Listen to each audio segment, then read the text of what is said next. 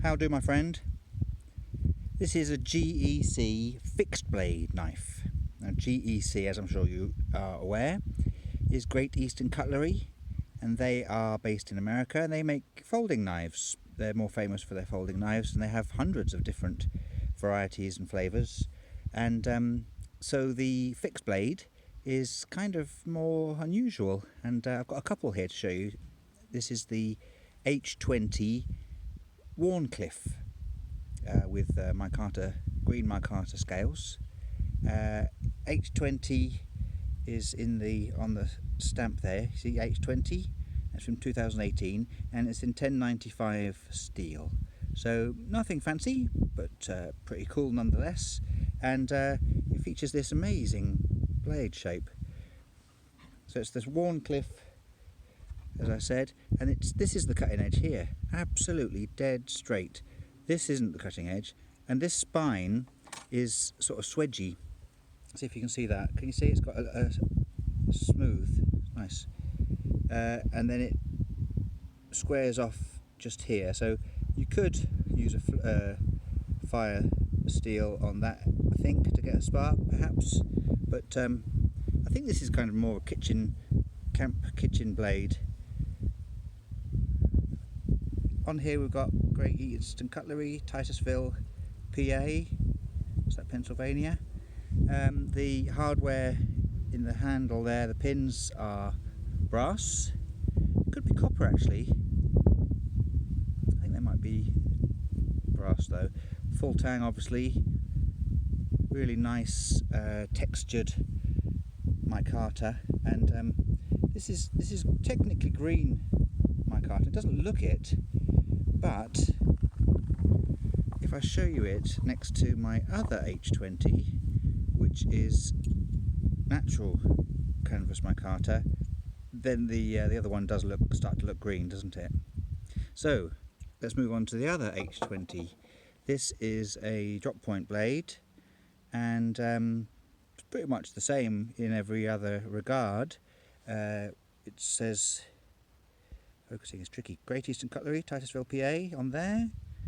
H20, and this is from 2014, so this is a significantly older knife, and it's also 1095. So I'll just put the two together. You can see the stamps. They're both H20s. This one 2018, this one 2014, and again the hardware is brass or copper. I think it's brass. The reason I say copper is because I left it unattended for a little while, and these went green. Copper tends to go green, doesn't it? Anyway, regardless, lovely brassy, coppery, golden colour. Lanyard tube on both, which is cool. Nice lanyard tube. What I like is that the pins and the lanyard tube, all three in line, and they're all the same size. They're all the same sort of the same diameter, which is neat. Blades are completely different on these two, as you can see. They both have GEC practical knives stamped on them. Very different. The drop point is got a little bit of a smooth, swedgy thing going on. The sharp spine starts a bit sooner than on the Wharncliffe. Now the handles, let's see, side by side, pretty much the same.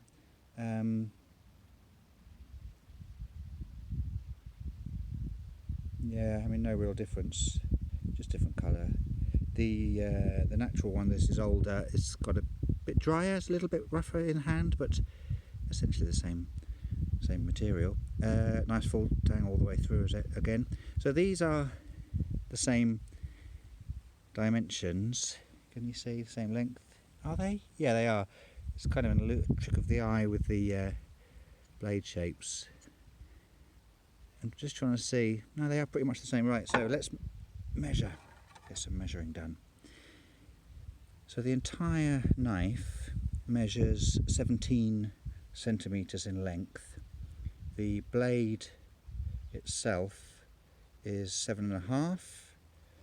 You see 7.5 there with the cutting bit of it just under 7.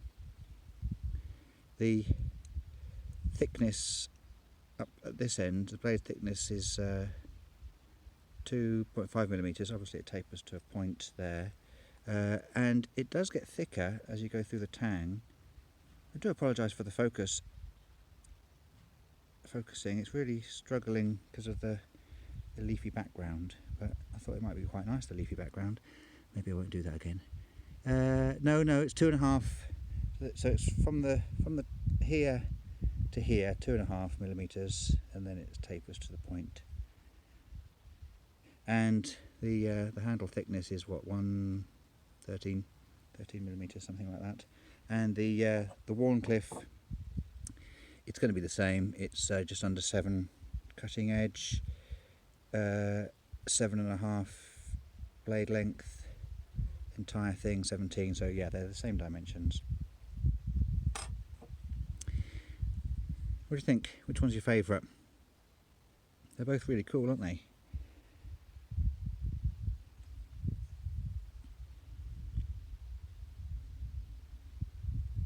Now I'm not going to do a cutting test with them because they're unused, and when they arrive, I've yet to receive a fresh GEC sharp, so I don't want to embarrass GEC by trying to cut a piece of paper.